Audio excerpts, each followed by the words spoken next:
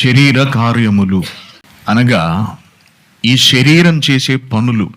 సాధారణంగా శరీర కార్యాలు అంటే అనగా శరీరం చేసే పనులు అంటే మనందరికీ తెలిసి మామూలు పనులు చేసుకోవటం, ఉద్యోగాలకు వెళ్ళటం, రావటం, వంట చేసుకోవటం, ఇంటి పనులు చేసుకోవటం, వ్యవసాయం పనులు చేసుకోవటం.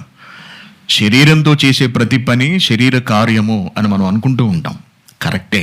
కానీ ఆధ్యాత్మిక పరిభాషలోనికి, పదజాలంలోనికి వెళ్ళేటప్పటికీ, అనగా బైబిల్ గ్రంథంలోనికి వచ్చి పరిశీలించేటప్పటికీ, ఆలోచించేటప్పటికీ కొన్ని విలువైన అర్థాలు మనకు కనపడుతూ ఉంటాయి. శరీర కార్యాలు అనే పదానికి బైబిల్ గ్రంథం చాలా చాలా నిర్వచనాలు ఇస్తూ వెళ్ళింది. వాటిని ఒకసారి మనం చదువుదాం. గలతీయులకు రాసిన పత్రిక 5వ అధ్యాయము 19వ వచనము. గలతీయులకు రాసిన పత్రిక 5వ అధ్యాయము 19వ వచనం. శరీర కార్యాలు స్పష్టమై ఉన్నవి అంటే శరీరం చేసే పనులు. అవేవనగా పని చేయడం, భోజనం చేయటం, మంచిలు తాగటం, తినదరిగించుకోవడం, చూడటం, వినడం. ఇవి కావా? కావంటున్నాడు. ఇవి మాత్రమే కావు, మరొకటి ఉన్నవి శరీరంతో జరిగేవి, చేసేవి అంటున్నాడు. ఏమిటట? జారత్వము, అపవిత్రత, కాముకత్వము, విగ్రహారాధన, అభిచారము, ద్వేషము, కలహము, మత్సరము, క్రోధము, కక్ష, భేదములు, విమతములు, అసూయలు, మత్తతలు, అల్లరితో కూడిన ఆటపాటలు మొదలైనవి.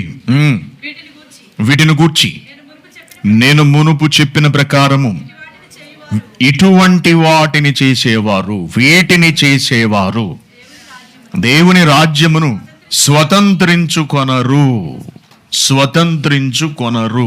అనగా దేవుని చెంతకు వెళ్ళలేరు.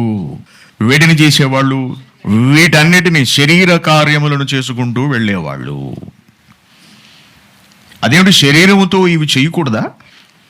జారత్వం చేయకూడదా? వ్యభిచారం చేయకూడదా? అపవిత్రంగా ఉండకూడదా? విగ్రహారాధన చేయకూడదా? కక్షలు, క్రోధాలు, భేదములు, విమతములు ఇవి తగవా అంటే తగవు. వీటిని చేయడానికి కాదు దేవుడు ఈ శరీరాన్ని చేసింది. ఇవన్నీ కూడా పాపములు, ఇవన్నీ కూడా ఆత్మకు వ్యతిరేకములు. శరీరం ఎప్పుడూ కూడా మానవ దేహంలో ఉన్నటువంటి దేవుని ఆత్మకు విరోధముగా ప్రవర్తిస్తూ ఉంటుంది. దేవుని ఆత్మకు విరోధముగా ప్రవర్తించే శరీర క్రియయే అనగా శరీర ప్రవర్తనే శరీర కార్యాలు అన్నమాట. అందుకే 19వ వచనం నుండి 16వ వచనం నుండి కొన్ని మాటలు చెప్పుకుంటూ వెళుతున్నాడు. చూడండి, గలతీయులకు రాసిన పత్రిక 5వ అధ్యాయం అక్కడే ఉంది. పైన నేను ఏం చెబుతున్నానంటే 17వ వచనం, శరీరము ఆత్మకు, ఆత్మేమో శరీరమునకు విరోధముగా అపేక్ష అనగా కోరుకుంటూ ఉంటాయి. ఇవి ఒకదానికొకటి వ్యతిరేకముగా ఉన్నవి. ఆత్మకు వ్యతిరేకంగా ఈ శరీరం ప్రవర్తించే తీరే శరీర కార్యము. ఆత్మకు వ్యతిరేకంగా ఆత్మ ఒకటి ఆలోచిస్తూ ఉంటుంది, ఆత్మ ఒకటి అనుకుంటూ ఉంటుంది, ఆత్మ ఒకటి చేద్దాం అనుకుంటూ ఉంటుంది. దానికి వ్యతిరేకంగా శరీరం చేస్తూ ఉంటుంది.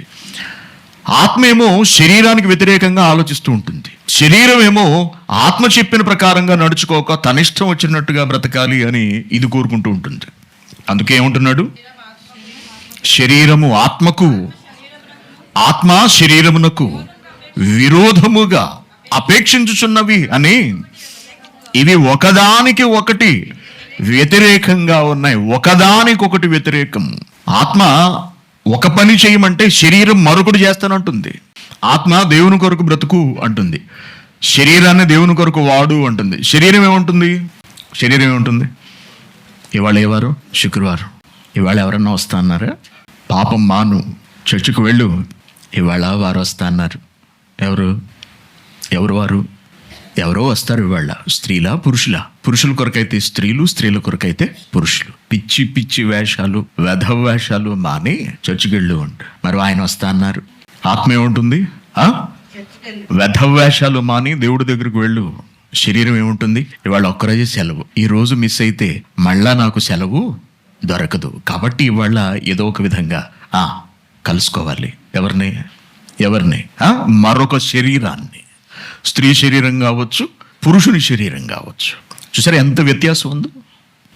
ఆత్మ శరీరమునకు, శరీరము ఆత్మకును వ్యతిరేకంగా అపేక్ష కోరుకుంటున్నాయి. ఆత్మ ఒకటి కోరుకుంటుంది, శరీరం దానికి వ్యతిరేకంగా మరొకటి కోరుకుంటూ ఉంటుంది. ఇవి ఒకదానికొకటి వ్యతిరేకం, పడట్లేదు ఇద్దరికి. ఎడ్డం అంటే తెడ్డం అన్నమాట. శరీరం ఇట్లా లాగుతూ ఉంటుంది, ఆత్మ మరొక వైపుగా లాగుతుంది. ఉత్తర దక్షిణ ధ్రువాలు అన్నమాట. ఒక్కొక్కరిది ఒక్కొక్క తీరు. మనకేమో సినిమాలు అంటే ఇష్టం, కానీ ఆత్మకేమో వాక్యం అంటే ఇష్టం. మనకేమో జాగ్రత్త అంటే ఇష్టం, ఆత్మకేమో పరిశుద్ధత అంటే ఇష్టం. పడట్లేదు, పరిశుద్ధంగా ఉండు, పరిశుద్ధ దగ్గరికి వెళ్ళు అంటుంది. శరీరం ఏముంటుంది? అనుభవించు, సుఖపడు. వయసు అయిపోతే మళ్ళీ నీకు వయసు రాదు. శరీరంలో బలం తగ్గిపోతే నీ మొహం ఎవరు చూడరు, నువ్వెందుకు పనికిరావు, అనుభవించు ఇప్పుడే అని శరీరం అంటుంటుంది. అందుకే రేపు చనిపోదము కనుక తిందము, త్రాగుదము, సుఖింతుము. రేపు చనిపోదము కనుక తిందము, త్రాగుదము, సుఖింతుము అని శరీరం అంటూ ఉంటుంది. ఆత్మ ఏమంటుంది?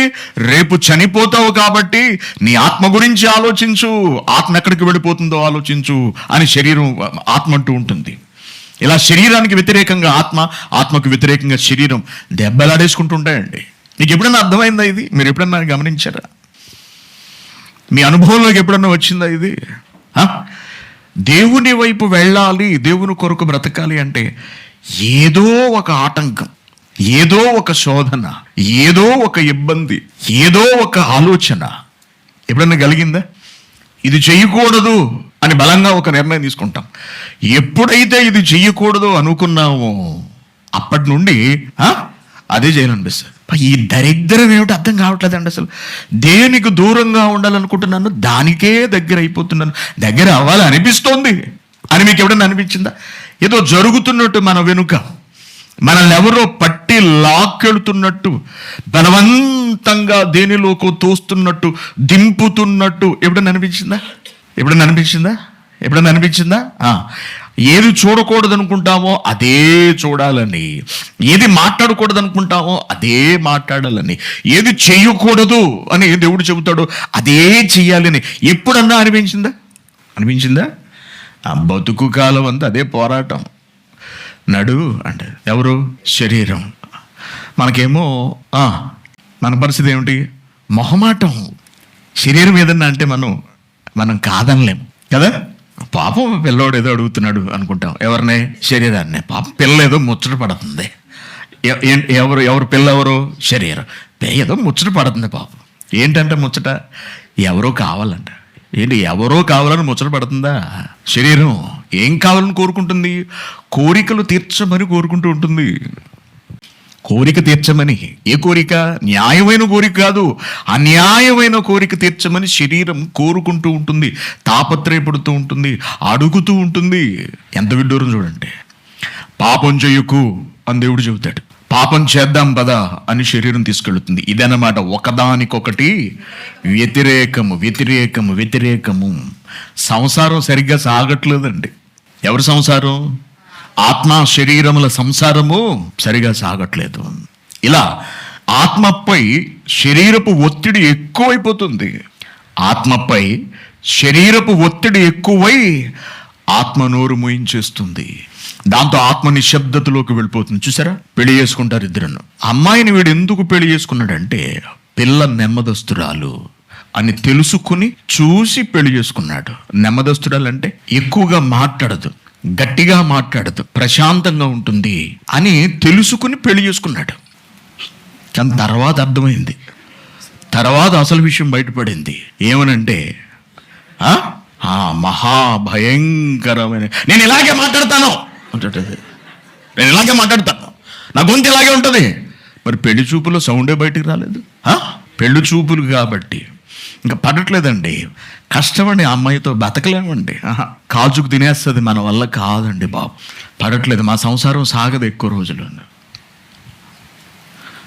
ఇహ చేసేది లేక అందరూ నచ్చజెప్పి కూర్చోబెట్టి పెద్దలందరూ వచ్చి ఒరే సర్దుకొని బతకాలరా అని. మేము బతకట్లేదని పైకి అనలేక అలా నోరు మూసుకొని మేము బతకట్లేదా, నోరు మూసుకొని మేము కాపురాలు చేసుకోవట్లేదా, ఇలా వీధిని పెట్టుకుంటే ఏమన్నా చెప్పు, పిల్ల ఆడపిల్లలు అలాగే ఉంటారు అంటే ఆడపిల్లలు అలాగే ఉంటారు. ఎవడు సర్దుకోవాలి? ఎందుకురా అనవసరంగా ప్రాణం పోగొట్టుకుంటావు? పిల్ల కోపం వచ్చిందనుకో చంపేస్తుంది.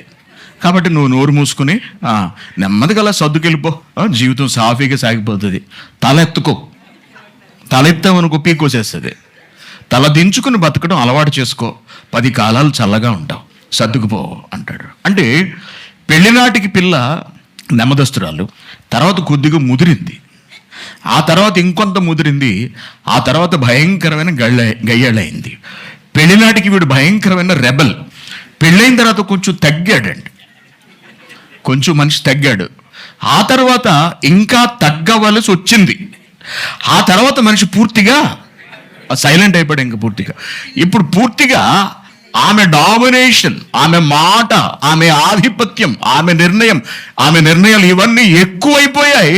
ఎప్పుడైతే ఆమె అలాగో టూ మచ్ అయిపోయిందో ఇంకా అనవసరం అనుకుని మనోడు పూర్తిగా కామైపోయి రావటం, ఏమన్నా ఉందా లేదో చూసుకోవటం, ఇవాళ ఏం వండలేదా అని మంచిలు తాగి పడుకోవటం. వండలేదే అనిగా అడిగాడు అనుకో, అయిపోయినట్టే. కాబట్టి మంచిలు తాగేసి పడుకోవడం అలవాటు చేసుకున్నాడు. అలా ఆత్మ, మన దేహంలోని ఆత్మ శరీరపు ప్రభావానికి నెమ్మదిగా నిశ్శబ్దమైపోయి శరీర కార్యాలకు లొంగిపోయి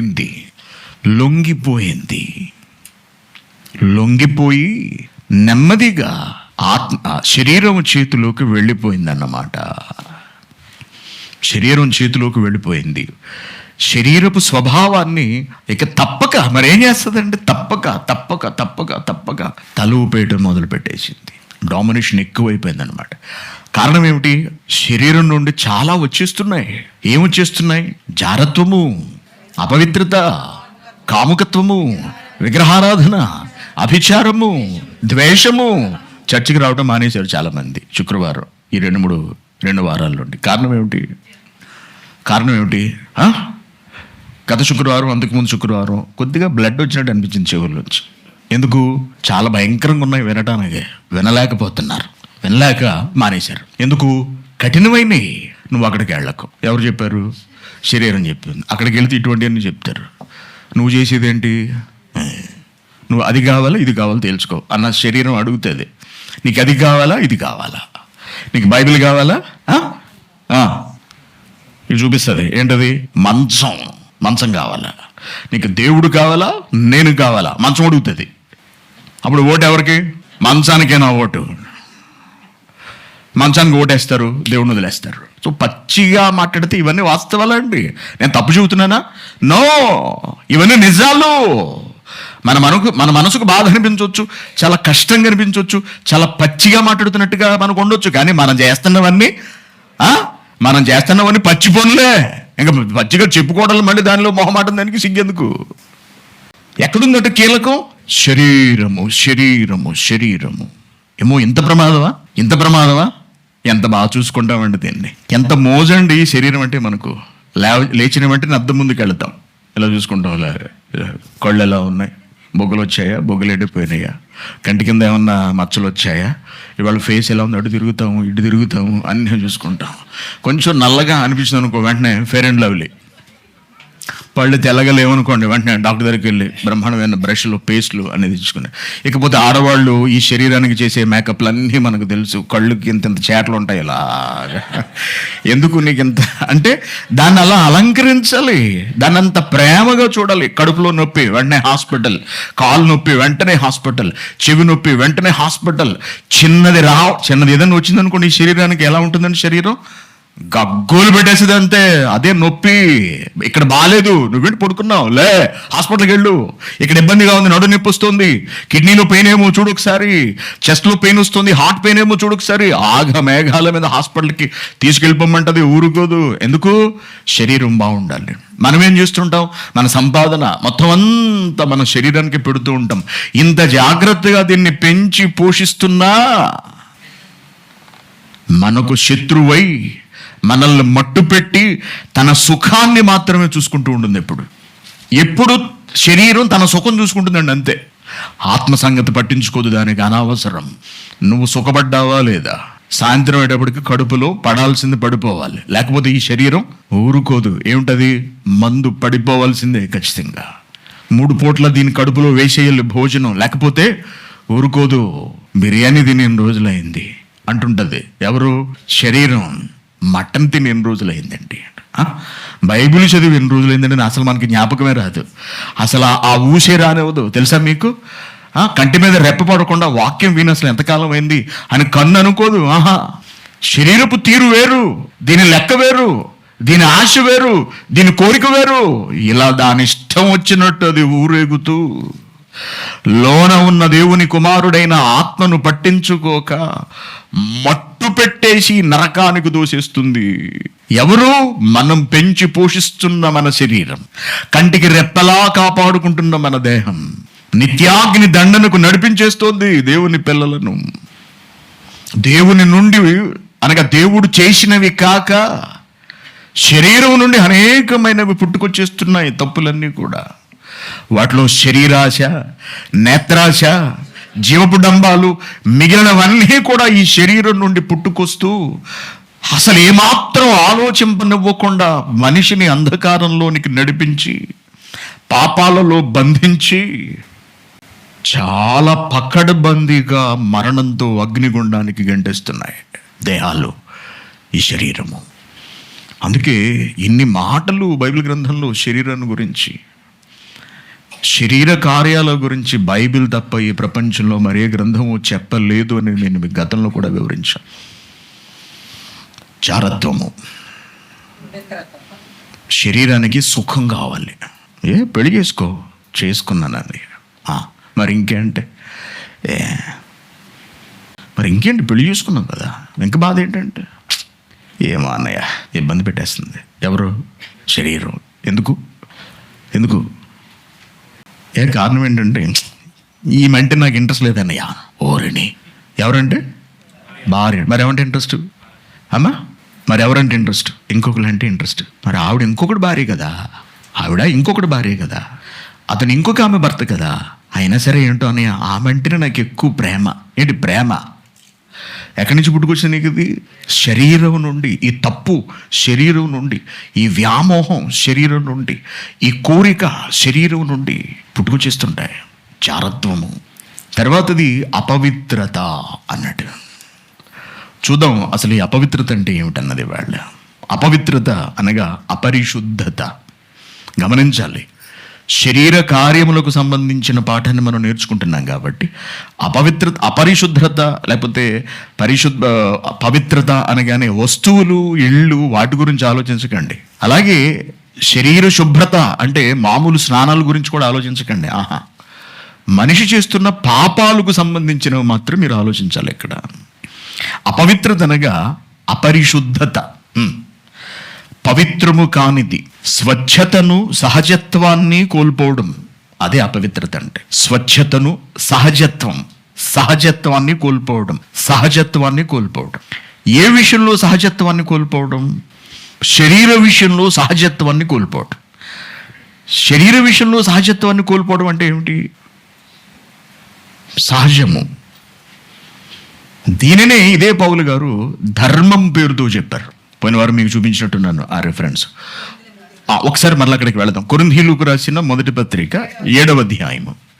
కొరింథీయులకు రాసిన మొదటి పత్రిక 7వ అధ్యాయము 2వ వచనం. అయినను జారత్వాలు జరుగుతున్నాయి కాబట్టి ప్రతివానికి, అనగా పురుషుడి గురించి మాట్లాడుతున్నాడు, ప్రతి పురుషుడికి సొంత భార్య ఉండాలి. అలాగే ప్రతి స్త్రీకి భర్త ఉండాలి, అనగా పురుషుడు ఉండాలి. పురుషుడు స్త్రీని వివాహం చేసుకోవాలి, స్త్రీ పురుషుడిని వివాహం చేసుకోవాలి. భర్త భార్యకును, అలాగుననే భార్య భర్తకు, అది గమనించాలి, వారి వారి ధర్మములు నడపాలి. భార్య భర్తకు, అలాగే భర్త భార్యకు. భార్య అంటే ఎవరు? స్త్రీ. భర్త అంటే ఎవరు? పురుషుడు. వారి వారి ధర్మము, ఇది సహజము. పురుషుడు స్త్రీ దగ్గరికి వెళ్ళటం సహజం, అది పరిశుద్ధం, అది పవిత్రము. పురుషుడు పురుషుడి దగ్గరికి వెళ్ళటం ఏమిటది? అపవిత్రం అదన్నమాట. అది అసహజం అన్నమాట. అసహజమైనది, అపవిత్రమైనది. నిన్ను దేవుడు పురుషుడిగా పుట్టించాడా? నువ్వు స్త్రీతో కాపురము చెయ్యాలి, కనుక నీ భార్యతో నువ్వు సంసారాన్ని జరిగించాలి. అది ధర్మం, అది సహజం. సహజాన్ని ఇంగ్లీష్లో ఏమంటారు? న్యాచురల్, సహజ సిద్ధమైనది. పురుషుడు స్త్రీని ప్రేమించాలి, అది సహజ సిద్ధమైనది. పురుషుడు స్త్రీని ఆకర్షించాలి, అది సహజ సిద్ధమైనది. పురుషుడికి స్త్రీ పట్ల కోరిక కలగాలి, అది సహజ సిద్ధమైనది. కానీ పురుషునికి పురుషుని పట్ల ఇష్టం కలుగుతుంది అనుకోండి, స్త్రీకి స్త్రీ పట్ల కోరిక కలుగుతుంది అనుకోండి, అది అధర్మము, అది అసహజము. అసహజమైనదే అపవిత్రమైనది అదన్నమాట. అనగా పురుషునితో పురుషులు, స్త్రీతో స్త్రీయు అవాచ్యము అంటాడు. అవాచ్యమైనదే అపవిత్రమైనది.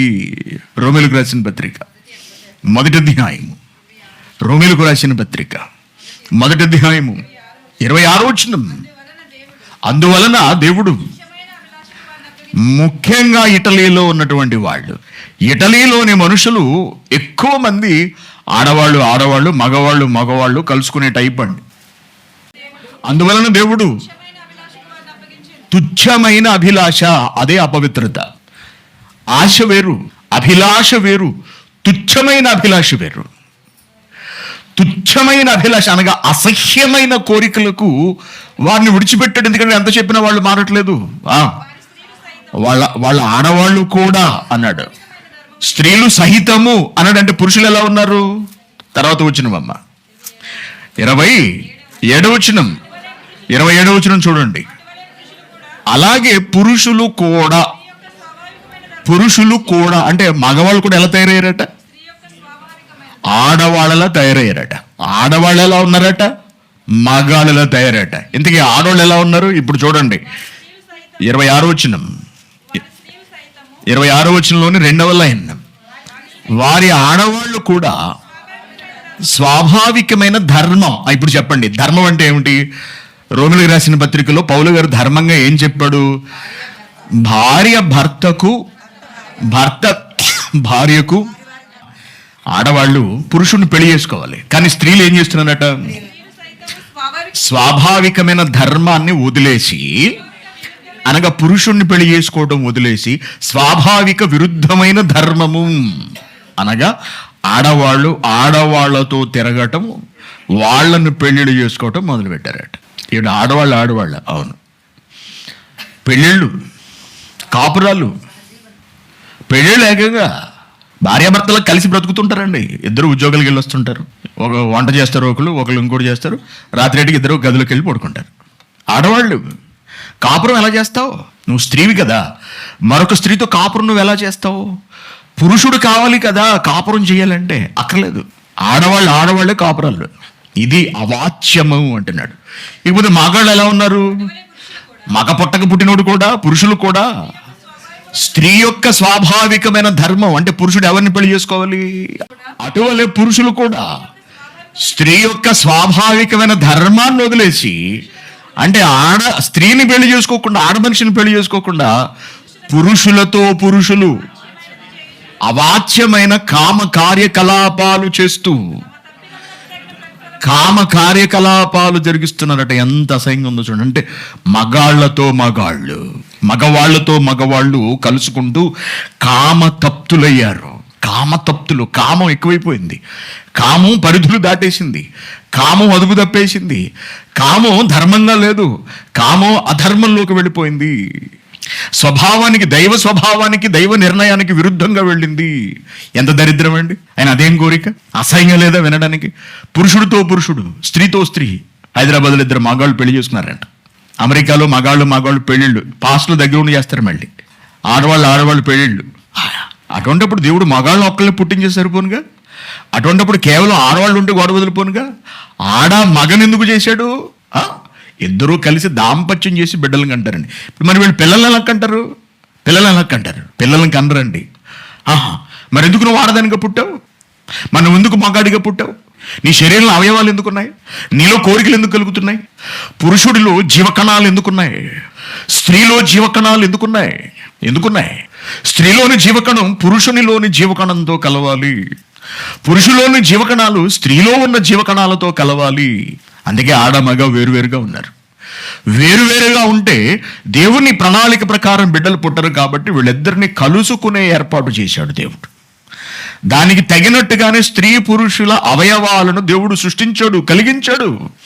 స్త్రీల అవయవాలు పురుషునితో కాపురం చేయడానికి అనువుగా ఉంటాయి, అలాగే పురుషుల అవయవాలు స్త్రీతో కాపురం చేయడానికి అనువుగా ఉంటాయి. దీని అంతటినీ చేసింది పరమాత్ముడైన దేవుడు.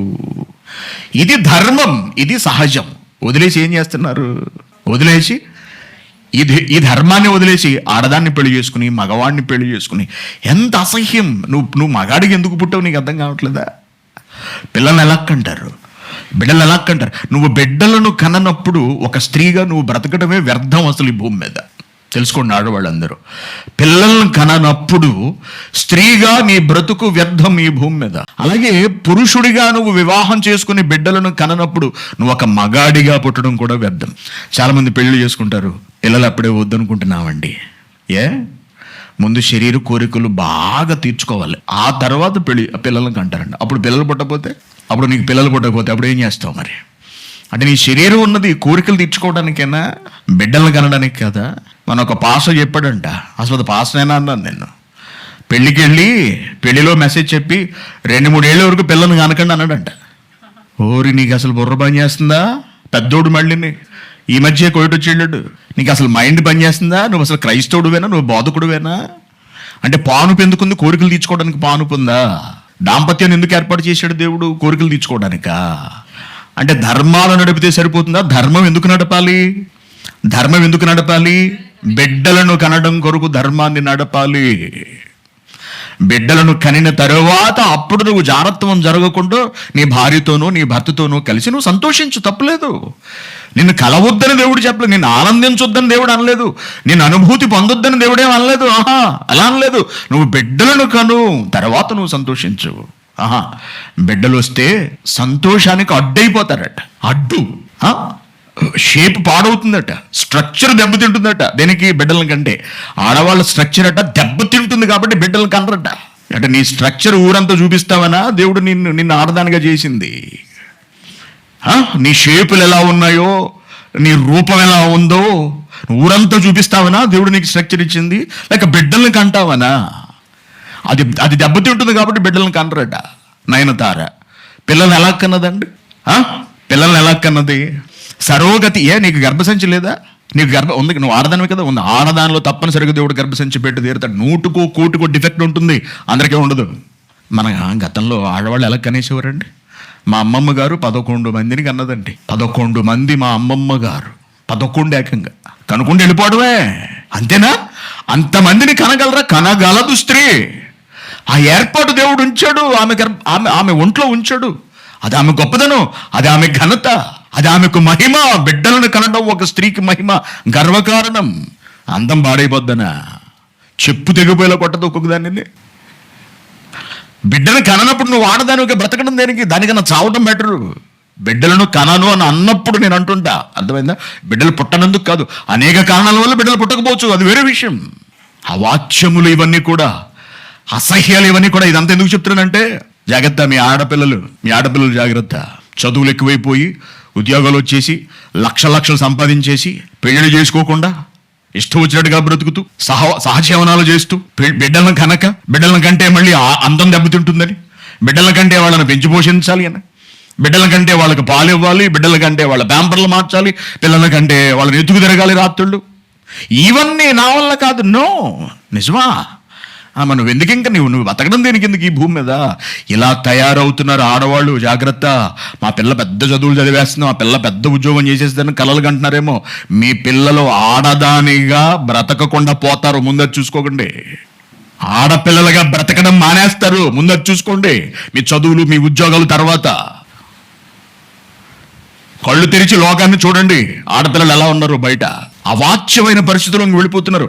హాస్టల్లో వేయడాలు, బయట విడిచిపెట్టేయడాలు, తల్లిదండ్రుల దగ్గర ఉండకపోవడాలు, వాళ్ళకి అడ్డు అదుపు లేదు. ఇక ఇష్టం వచ్చినట్టు ప్రవర్తించడాలు. చెడిపోతున్నారు ఆడపిల్లలు, చూసుకోండి, చెడిపోతున్నారు. ఇటువంటి అవాచ్యమైన పరిస్థితుల్లోకి వెళ్ళిపోతారు. జాగ్రత్త. కొత్త ట్రెండ్ వచ్చేసిందండి ఈ మధ్య. కొత్త ట్రెండ్ ఏమిటంటే, పిల్లలకు ఉద్యోగం వచ్చేంత వరకు పెళ్లి చేయకూడదు అనుకుంటున్నానండి. ఉద్యోగం వచ్చింది ఎందుకు చెయ్యు అంటే, తన కాళ్ళ మీద తాను నిలబడాలి కదండి. మరి అదేంటి మరి భర్త ఆడు ఎంతకాలం చూస్తాడు? ఎందుకు చూడ్డు? నీ కూతురు మీద నీకు నమ్మకం లేదన్నమాట. అది అసలు మ్యాటర్. ఇది బ్రహ్మ, ఇది భయంకరమైన శంకినిది. దీంతో ఎవడు కాపురం చేస్తాడు? ఖచ్చితంగా దీన్ని వదిలేస్తాడు ఎవడొకడు.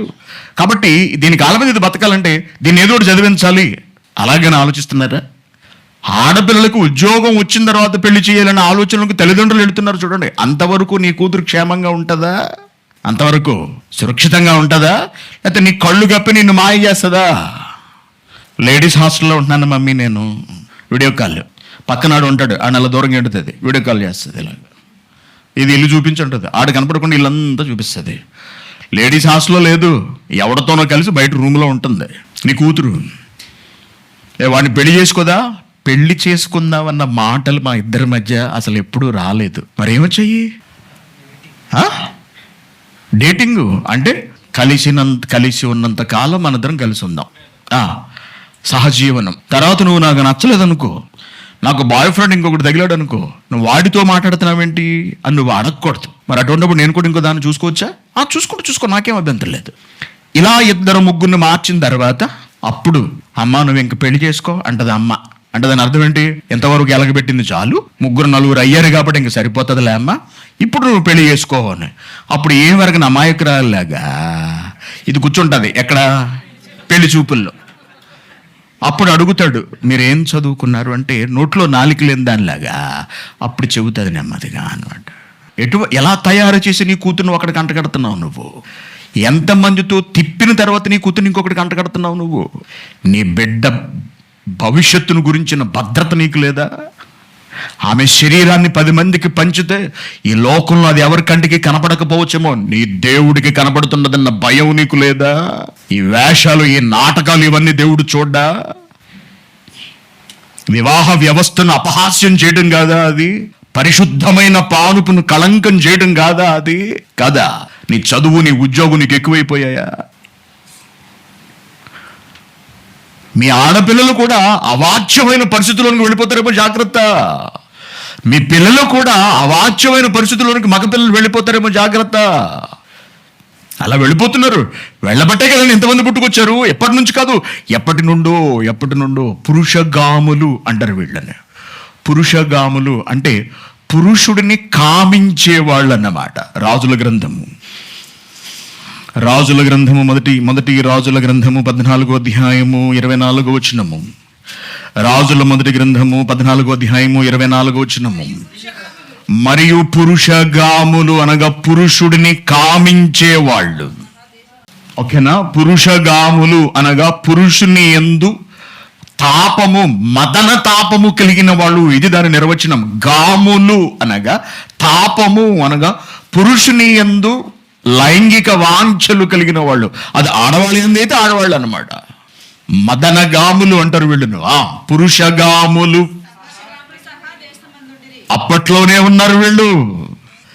లేపేశాడంట అప్పుడు వచ్చినటువంటి రాజు వీళ్ళందరినీ. 2వ రాజుల గ్రంథము 23వ అధ్యాయం 7వ వచనం. 2వ రాజుల గ్రంథము 23వ అధ్యాయం 7వ వచనం. మరియు యెహోవా మందిరమందున్న ఎక్కడ కట్టారట్టు వెళ్ళి యెహోవా మందిరంలో కట్టేశారటండి. ఎవరు? పురుషులు అవాచ్యమైనది చేసేవాళ్ళు. పురుషులు. ఇది అపవిత్రత. దీనిని అపవిత్రతగా బైబిల్ చెబుతోంది. దీన్ని అసహ్యమైన కార్యంగా బైబిల్ వివరిస్తోంది. అపవిత్రత. ఆడవాళ్ళతో ఆడవాళ్ళు, మగవాళ్ళు. అందుకే హాస్టల్స్లో ఉండడం చాలా ప్రమాదం. ఆడవాళ్ళు ఏమిటి, మగవాళ్ళు ఏమిటి. ఎవడన్నా ఒక దరిద్రుడు ఉన్నాడంటే వాడు మిగిలిన పిల్లలను పాడు చేస్తాడు. వాడు నెమ్మదిగా ఆ రొంపిలోకి దింపుతాడు, వాడు లాగుతాడు. వాళ్ళు ఆ వయసులో ఉంటారు, వాళ్ళకి ఏం తెలీదు. వయసు ప్రభావంతో వాళ్ళు లొంగుతారు. అలాగే లేడీస్ హాస్టల్లో ఉండడం, ఆడపిల్లల హాస్టల్లో వేయడం కూడా అందుకే భయం. స్త్రీతో స్త్రీ అవాచ్యమైనది చెయ్యాలి అనే తలంపులు కొందరి ఆడవాళ్ళలో, ఆడపిల్లలో ఉంటాయి. వాళ్ళు మిగిలిన పిల్లలను రెచ్చగొట్టి దీనిలోకి దింపుతారు.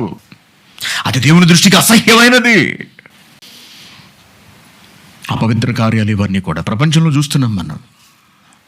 ఇకపోతే మరిన్ని భయంకరమైన అసహ్యమైన కార్యాలు ఉంటాయి, మనకు తెలుసు.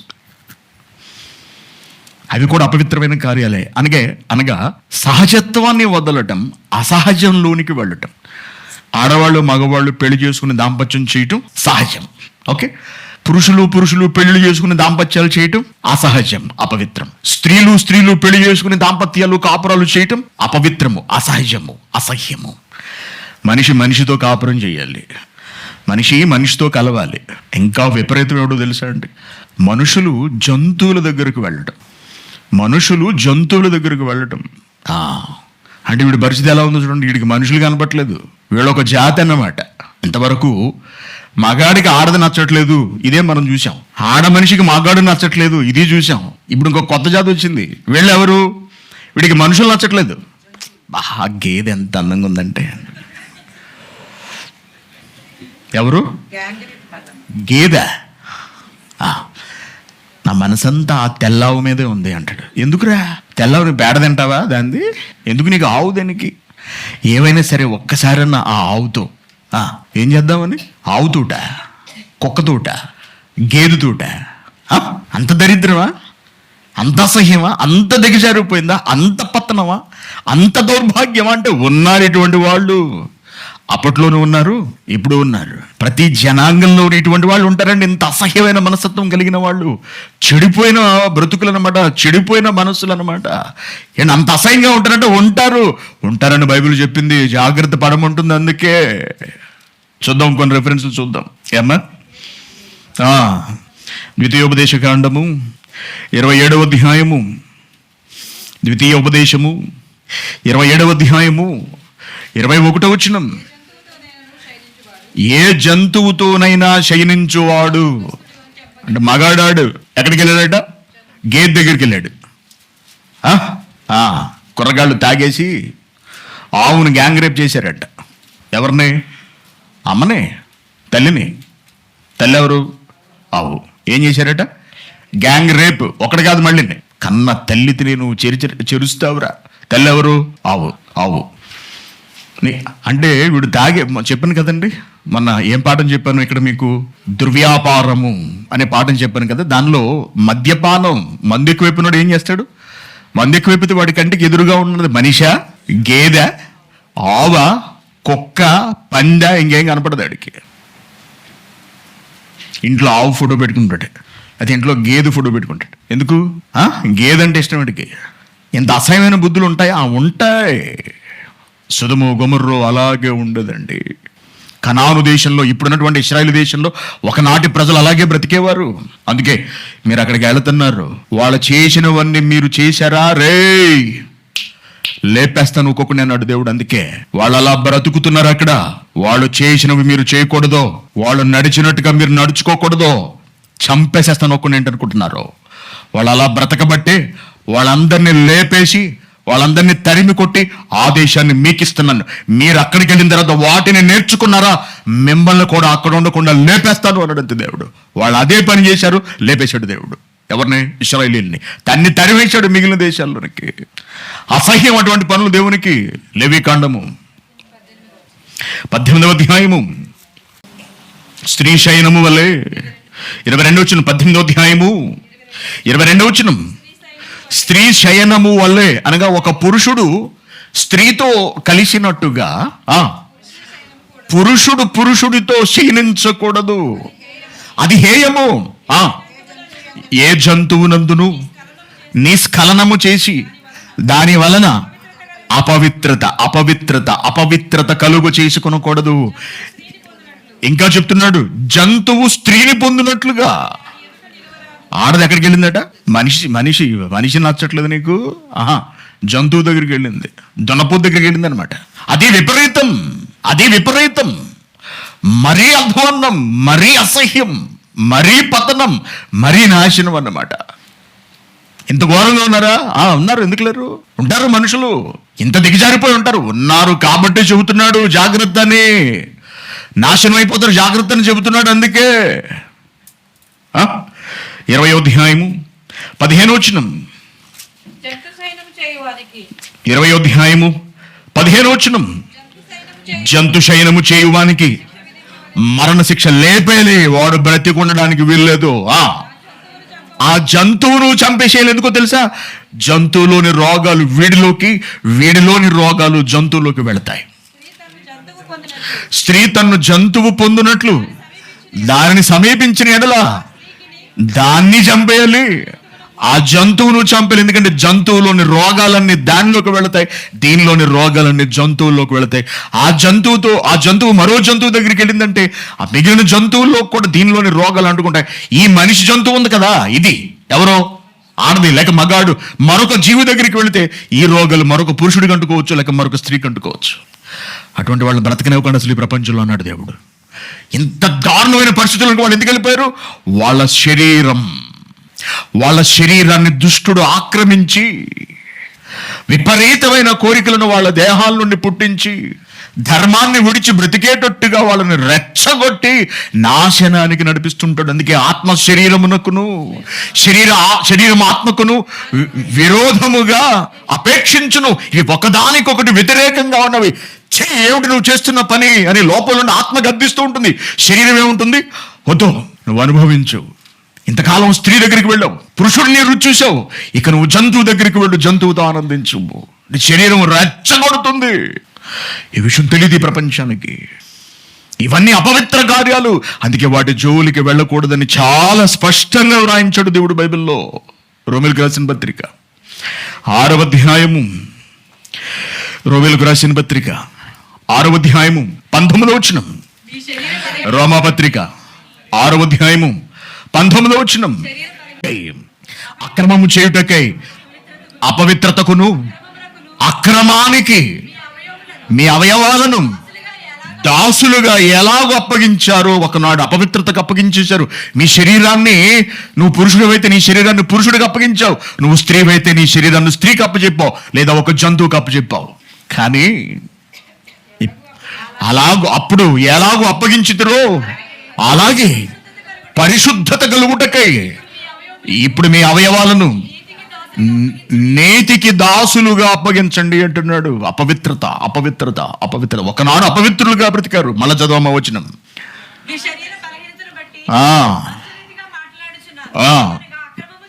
అక్రమాన్ని చేయుటకై అపవిత్రతకు అక్రమానికి మీ శరీరాన్ని మీరు వాడారు, మీ అవయవాలను వాడారు, వాటికి దాసులైపోయారు మీరు అంటున్నాడు. వాటికి దాసులైపోయారు. అపవిత్రత. ఎఫెసీయులకు రాసిన పత్రిక 4వ అధ్యాయము. ఎఫెసీయులకు రాసిన పత్రిక 4వ అధ్యాయము 19వ వచనం 17వ వచనం.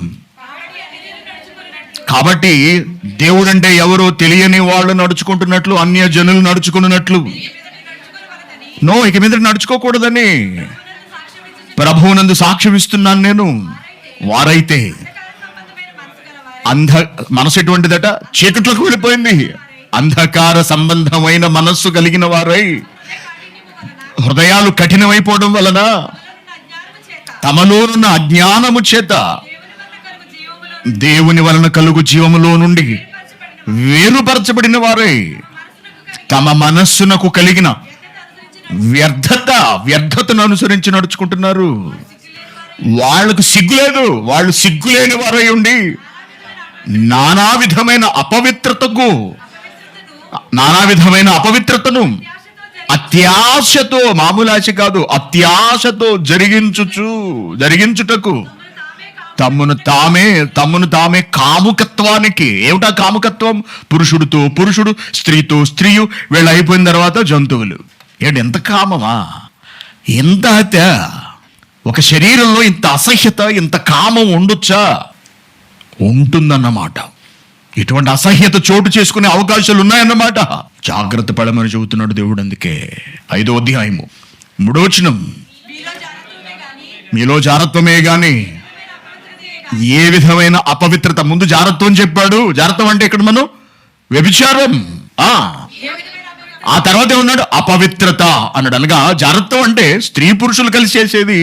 అపవిత్రత అనగానే పురుషుడు గాని స్త్రీ గాని చేసేది. ఏ విధమైన అపవిత్రతయే గాని. 5వ వచనం. వ్యభిచారి అయినా అపవిత్రుడని. వ్యభిచారం అంటే ఏమిటి? స్త్రీ పురుషులు కలవటం. అపవిత్రత అంటే ఏమిటి? పురుషుడు పురుషుడు, స్త్రీ స్త్రీ కలవటం. అలా చెప్తున్నాడు చూడండి, జాగ్రత్త అంటున్నాడు దేవుడు. కొలస్సీయులకు రాసిన పత్రిక 3వ అధ్యాయము 5వ వచనం. కావున భూమి మీద ఉన్న మీ అవయవాలను, అనగా జారత్వాన్ని, అపవిత్రతను, కాముకత్వాన్ని, దురాశను, ధనాపేక్షను చంపండి అంటున్నాడు. దేన్నట? ఫస్ట్ నుంచి, భూమి మీద ఉన్న మీ అవయవాలు అనగా జారత్వము, అపవిత్రత, కాముకత్వము, కామాతురత చంపాలి అంటున్నాడు. చంపాలి. ఇది అపవిత్రత. అన్నమాట. అనగా మన శరీరము అధర్మంగా ప్రవర్తించటమే అపవిత్రత. అసహజముగా వ్యవహరించటమే అపవిత్రత. స్వభావానికి విరుద్ధంగా ప్రవర్తించటమే అపవిత్రత. స్వభావానికి విరుద్ధంగా. పురుషుడికి ఒక స్వభావం ఉంటుంది. ఏమిటా స్వభావం? పురుష స్వభావం. అది పురుషుని ధర్మం. పురుషుని స్వభావం ఏమిటి? స్త్రీని వివాహం చేసుకోవటం. అదన్నమాట. స్త్రీకి ఒక స్వభావం ఉంటుంది. ఏమిటి స్త్రీ స్వభావం? అమ్మా, పురుషుడిని వివాహం చేసుకోవడం. స్త్రీ పురుషుడిని, పురుషుడు స్త్రీని. ఇవి స్వభావాలు. ఇది మార్చుకుని బ్రతకడమే అపవిత్రత. కనుక జాగ్రత్త. ఇటువంటి మనుషులు ఉంటారు, ఇటువంటి వాళ్ళు ఉంటారు. మగవాళ్ళను లొంగ తీసుకునే వాళ్ళు ఉంటారు. ఎవరు? ఆడోళ్ళు కాదు, మగాళ్ళు. అది ఆడవాళ్ళను లొంగ తీసుకునే వాళ్ళు ఉంటారు. ఎవరు? అమ్మా, మగవాళ్ళు కాదు, ఆడవాళ్ళు. కాబట్టి ఆడవాళ్ళలారా, మీ ఆడవాళ్ళతో జాగ్రత్త. మగవాళ్ళలారా, మీ మగవాళ్ళతో మీరు జాగ్రత్త. లేకపోతే మిమ్మల్ని దింపుతారు రొంపిలోకి. జాగ్రత్తగా. అప్పుడు మీరు ఎలా మారిపోతారు? ఏమైపోతారు? అపవిత్రులైపోతారు. అపవిత్రులు. జాగ్రత్త అంటున్నాడు. జాగ్రత్తగా ఉండండి. ఇది అపవిత్రత.